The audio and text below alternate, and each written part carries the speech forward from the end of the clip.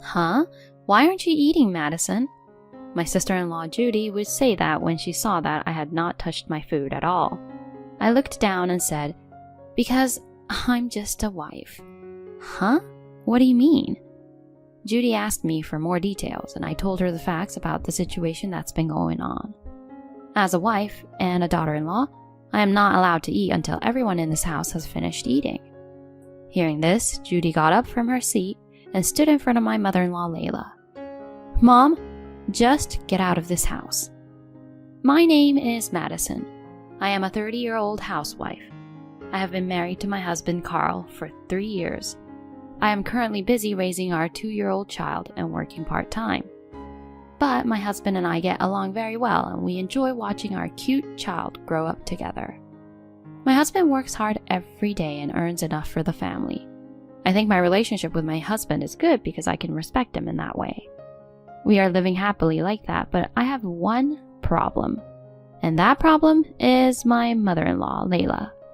Our house is very close to our parents-in-law's house, and it only takes about 10 minutes to get there by walk.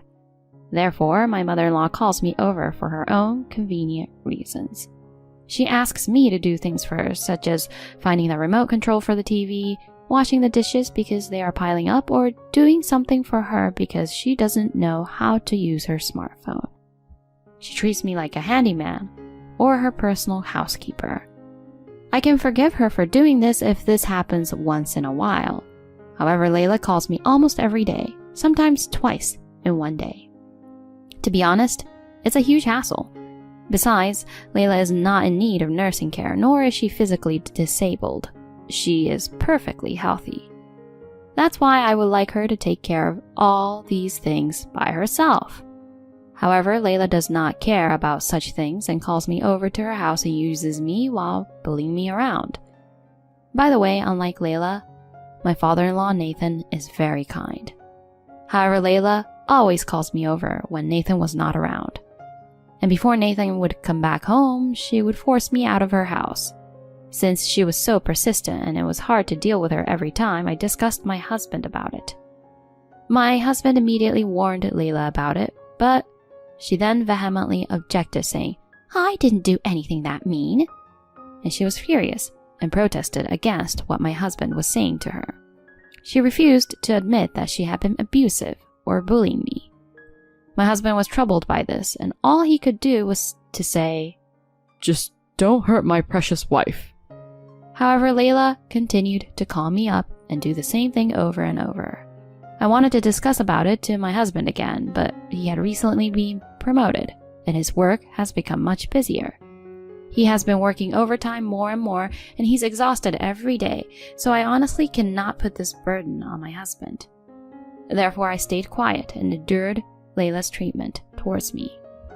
Over time, Layla's bullying gradually became more and more severe.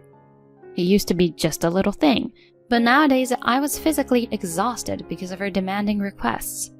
I had to do all the housework at my parents-in-law's house, and even for Layla's friend's birthday celebration, I had to go to the city to buy some meals for the party. I am exhausted every day, and I am always Layla's slave on the days I don't have a part-time job. And seeing this, Layla seemed to enjoy controlling me, always grinning and happily ordering me around. And she would often ask me to make her lunch, and when I made one for myself as well, she suddenly became angry. "Why are you eating at the same time as me?" "Excuse me?" "Don't you know how to respect your elders? I'm the boss of this house. You are just a daughter-in-law and just a wife. You are not allowed to eat without my permission." No way. In the end, I had no choice but to accept her unreasonable instruction. What I made at that time was pasta, but Layla ate it slowly on purpose. And when I finally got to eat, the pasta had stretched so much, and plus, it was cold. I was nothing but a slave, being treated like a slave and not being able to eat my meals without Layla's permission. I didn't need to be treated to the point where I'm suffering if I'm just taking care of Layla. I thought so and made up my mind that I would never go to her house, no matter what she said to me. But then, Nathan became sick, and he needed nursing care. I owe Nathan a lot. When I married my husband, Nathan warned Layla when she was being mean to me, and when she spoke ill of me at a family gathering, Nathan corrected her and saved me from being misunderstood by my relatives. After that, when my husband and I visited my in-laws, he spoke to me kindly and treated me really well. That is why I wanted to help Nathan when he was in need. If he needed care, I was willing to take the lead in caring for him. But then I would have to face Layla again every time I went to my parents-in-law's house. But my gratitude for Nathan is stronger. I told my husband that I would mainly take care of Nathan. My husband was very grateful and contacted Nathan right away. Just then I received a call from Layla and she ordered me saying, "My husband needs care, so you do it." It was really a bad timing and I was so angry. I wanted to do it on my own, but this makes it sound like Layla told me to go and take care of him. I was annoyed, but I replied back saying, I already told Nathan via my husband that I would take care of him. To that, Layla exclaimed, "Well, come on, hurry up then," and hung up the phone. Then I started going to my parents-in-law's house every day to take care of Nathan. Nathan thanked me every time, saying, Thank you. I'm really sorry for the hassle. Nathan tells me many interesting stories while I took care of him. Even though I come over to my in-laws' place, I feel totally different when I come for Layla and when I come for Nathan. I feel much lighter when I come for Nathan. But here, too, Layla began to bother me. "Hey, Madison, hurry up and cook dinner." Layla tries to interrupt me while I was taking care of Nathan. Right now, I have to take care of Nathan first. I decided that I could not let Layla win here, so I put Nathan first above anything else. Layla's face turned red, and she was angry, but I tried not to care. "Since you can do it, please, do it yourself." I will never do as what Layla asks me to do. I was determined to stay firm and stick to my guts. However, Layla became angry with me and took a surprising action. One day, I went to Nathan's room to take care of him, but his wheelchair was not there. I wondered where it was. I looked frantically for it, but could not find it. Moreover, Layla was out of town at that time. It was then that I realized that Layla had intentionally hidden it. She did that just to bully me. If I did not put Layla first, she would interfere with my care, and I was thoroughly disgusted by her. How selfish could she be? I ended up doing my best, without a wheelchair, to take Nathan to the bathroom, to the bath, and to take care of him. Even though Nathan was getting older and lighter, it was still quite difficult to move while supporting an adult male all on my own. I was very exhausted and tired that day. Just as I was sitting on the sofa to rest a little, Layla came home. "Hey, what are you doing?" Layla shouted at me as soon as she saw me. "This is not your house. I'm home, so you should at least serve me tea and snacks." I got my tired body up and did as I was told, and served her tea and snacks. "Layla, where is Nathan's wheelchair?" When I asked, Layla grinned and said, "Oh, it's in the shed." "Why? Nathan needs it every day." "But I don't use it and it's in the way.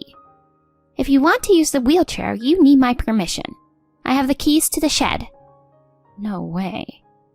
Layla put on a victorious face and ordered me to obey her. If I don't do this, I won't be able to properly care for Nathan. I had no choice but to be patient and do as Layla said. After that, even though I was taking care of Nathan, when Layla called for me, I had to go to her, which was really tough.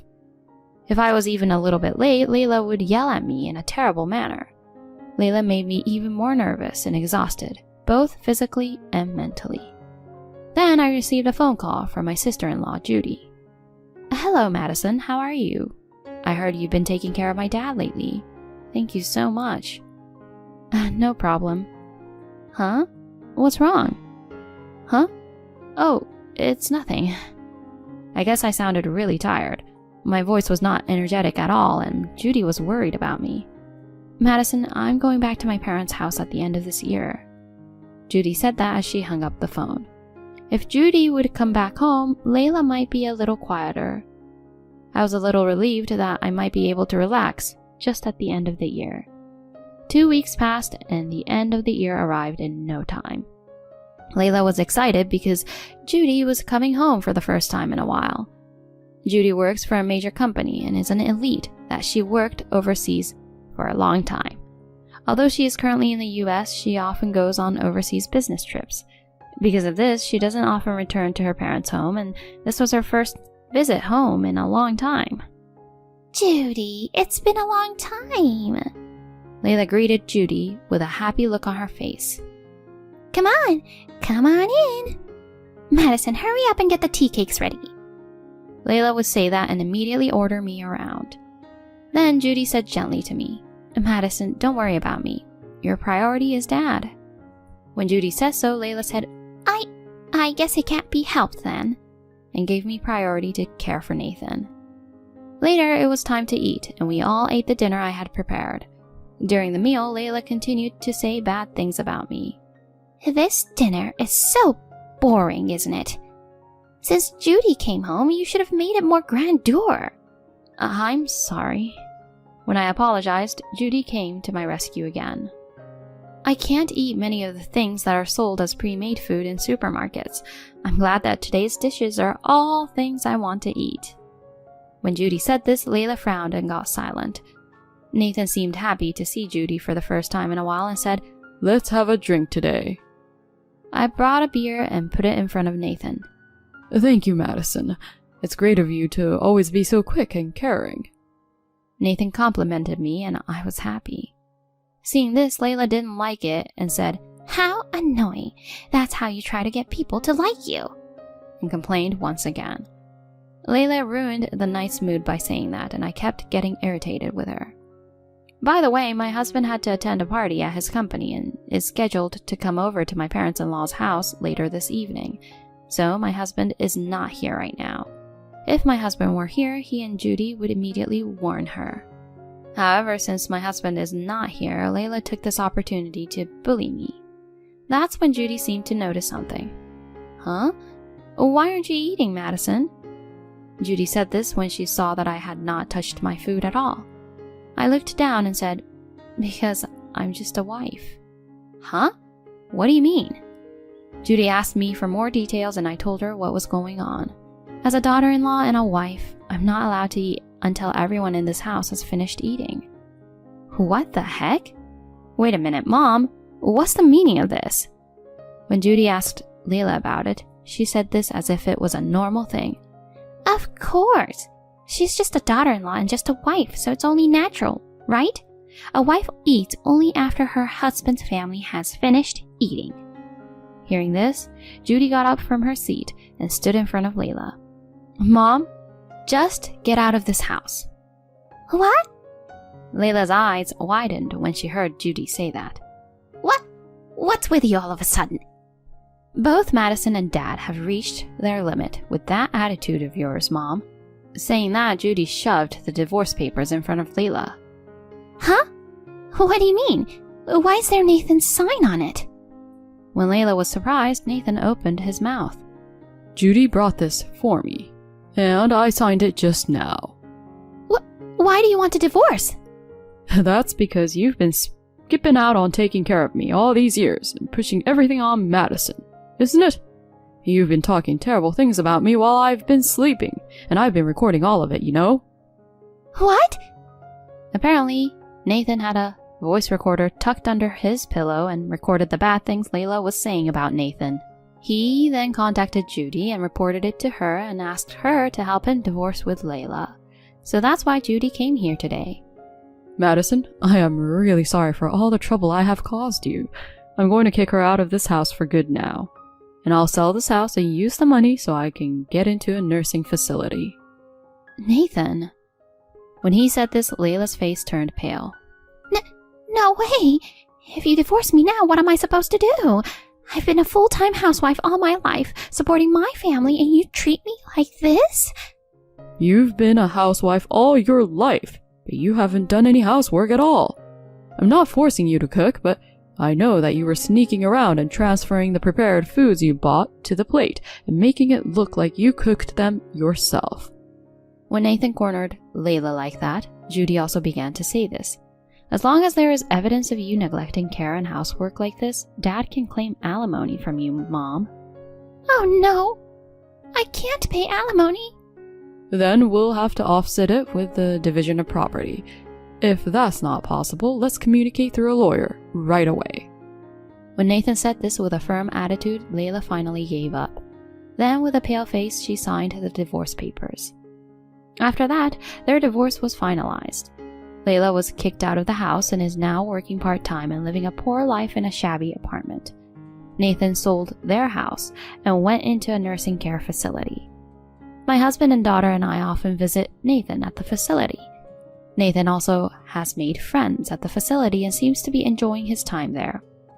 When my husband found out that Layla had treated me in such a way, he apologized to me and said that he would file a claim for alimony for the emotional distress she had caused me. My husband's friend's lawyer helped me and I was able to get Layla to pay me alimony. My husband said, I'm sorry I've been so busy that I haven't been able to handle this properly, but I wanted you to discuss to me instead of keeping it to yourself. I reflected on this incident and decided that I would definitely talk to him about any issues that might arise in the future. Still, I am glad that I am free from Layla now. From now on, I will concentrate on my life with my husband and daughter and try to spend happy and joyful days. Thank you for watching until the end. If you enjoyed the video, please subscribe to our channel. See you in our next video.